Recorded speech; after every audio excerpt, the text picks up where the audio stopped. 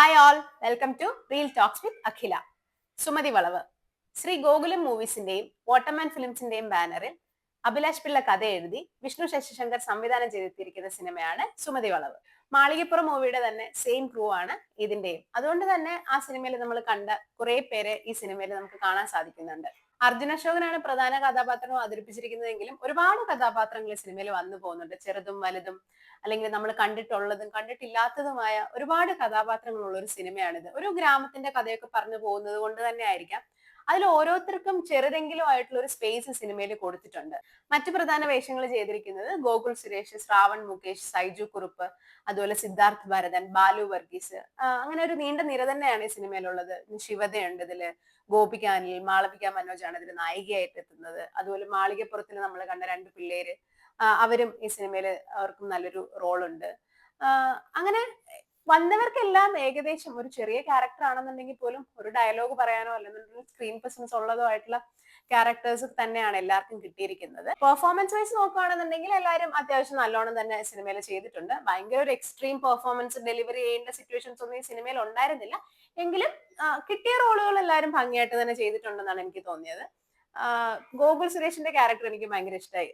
വന്ന് intro scene ഒക്കെ ഉണ്ട്, അത് കാണാൻ നല്ല രസമുണ്ടായിരുന്നു. മഴയത്ത് വന്നിട്ട് ആ ഒരു ലൈറ്റ് എഫക്റ്റും കാര്യങ്ങളൊക്കെ ശരിക്കും വന്ന് സുരേഷ് ഗോപി നിൽക്കുന്ന പോലെ നമുക്ക് തോന്നും. പണ്ടത്തെ സുരേഷ് ഗോപിയുടെ ഒരു ലുക്ക്, കുറച്ച് കവളൊക്കെ ഉള്ള ഒരു സുരേഷ് ഗോപി.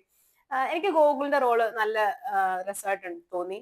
നല്ലോണം ചെയ്തിട്ടുണ്ട്. ഭയങ്കര സീരിയസ് ആയിട്ടുള്ള ഒരു റോളാണ്, എങ്കിലും ആ റോള് നല്ല മനോഹരമായിട്ട് തന്നെ വന്നിട്ടുണ്ട്. അതുപോലെ തന്നെ ബാക്കി എല്ലാവരുടെയും റോള്, സിദ്ധാർത്ഥിന്റെ റോളും എനിക്ക് നല്ലോണം ഇഷ്ടപ്പെട്ടു. അത്യാവശ്യം എല്ലാവരും തന്നെ നല്ല രീതിയിൽ ചെയ്തിട്ടുണ്ട്. പിന്നെ ഇതൊരു ഹൊറർ സിനിമയാണെങ്കിലും ആ ഹൊററിന്റെ മിസ്റ്ററി അന്വേഷിച്ച് എല്ലാവരും പുറകെ പോയി അത് സോൾവ് ചെയ്യുന്ന ഒരു പടം എന്നുള്ളതല്ല. ആ ഒരു ഹൊറർ, ആ ഒരു ത്രെഡ് ത്രൂ ഔട്ട് മെയിൻറ്റെയിൻ ചെയ്യുന്നുണ്ട്. തുടക്കത്തിലും ഉണ്ട്, എൻഡിലേക്ക് വരുമ്പോഴും ഉണ്ട്. അതിന്റെ സൈഡിൽ കൂടെ വേറെ കഥകളും പോകുന്ന രീതിയിലാണ് സിനിമ പോകുന്നത്. ഞാൻ നേരത്തെ പറഞ്ഞ പോലെ ഇതൊരു ഭയങ്കര ഹൊറർ പടം അല്ലെങ്കിൽ ഭയങ്കര കോമഡി സിനിമയല്ല. നമുക്കങ്ങ് ഒരുപാട് ചിരിക്കാനുള്ള സ്ഥലങ്ങളൊന്നും ഇല്ലെങ്കിൽ പോലും സിറ്റുവേഷണൽ കോമഡി ആയിട്ട് നമുക്ക് അത്യാവശ്യം എൻജോയ് ചെയ്ത് കാണാൻ പറ്റുന്ന ഒരു സിനിമയായിട്ട് എനിക്ക് പേഴ്സണലി ഫീൽ ചെയ്തത്. പിന്നെ എനിക്ക് തീരെ അങ്ങോട്ട് ഇഷ്ടപ്പെടാതെ വന്നത് ആവശ്യം അനാവശ്യം അവിടെ ഇവിടെ എല്ലാം ഒരു പാട്ട്, നമ്മൾ തമിഴ് സിനിമയിലൊക്കെ ചിലടത്ത് കാണുന്നത് പോലെ വെറുതെ പാട്ട് ഇങ്ങനെ കൊണ്ട് ഇറക്കുന്നത് പോലെയാണ് തോന്നിയത്.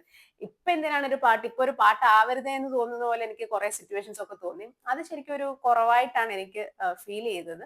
കോമഡി ഒക്കെ എടുക്കുകയാണെന്നുണ്ടെങ്കിൽ ഒരു സിറ്റുവേഷണൽ കോമഡി ആ ഒരു രീതിയിലാണ് പോകുന്നത്. ഒരു ഗ്രാമത്തിൽ നടക്കുന്ന കുറച്ച് സംഭവങ്ങൾ, അവിടുത്തെ കുറച്ച് പിള്ളേര് സെറ്റ്, അങ്ങനത്തെ അതുമായിട്ട് ബന്ധപ്പെട്ട അവരുടെ ഇടയിലുള്ള സംസാരങ്ങള്, അതിനുണ്ടാവുന്ന കോമഡി, അങ്ങനെയൊക്കെയാണ് ഈ സിനിമ പോകുന്നത്. ഇപ്പം ഹൊററിന്റെ കാര്യം എടുക്കുകയാണെന്നുണ്ടെങ്കിൽ എനിക്ക് ആക്ച്വലി ഭയങ്കര പേടിയെന്നല്ല, എങ്കിലും എടുത്തേക്കുന്ന രീതിയും അല്ലെങ്കിൽ അതിന്റെ സൗണ്ടും കാര്യങ്ങളും ഒക്കെ തിയേറ്ററിൽ കണ്ടുകൊണ്ട് തന്നെ ആയിരിക്കാം കുറച്ച് അത്യാവശ്യം നല്ല ഇമ്പാക്ട് ഉള്ള രീതിയിൽ തന്നെ തോന്നി. നല്ലോണം അത് എടുത്തിട്ടുള്ളത് പോലെയാണ് എനിക്ക് തോന്നിയത്. സോ ഇതൊക്കെയാണ് സുമതി വളവ്. ബോറടിക്കാതെ അത്യാവശ്യം എൻഗേജ്ഡ് ആയിട്ട് 2-2.5 മണിക്കൂർ നമുക്ക് കണ്ടിരിക്കാൻ പറ്റുന്ന ഒരു ആവറേജ് സിനിമ തന്നെയാണ് സുമതി വളവ്. എല്ലാവരും പോയി സിനിമ കാണുക. മറ്റൊരു സിനിമാ വിശേഷവുമായി വീണ്ടും കാണാം. Do subscribe and support my channel. Signing off. Thank you.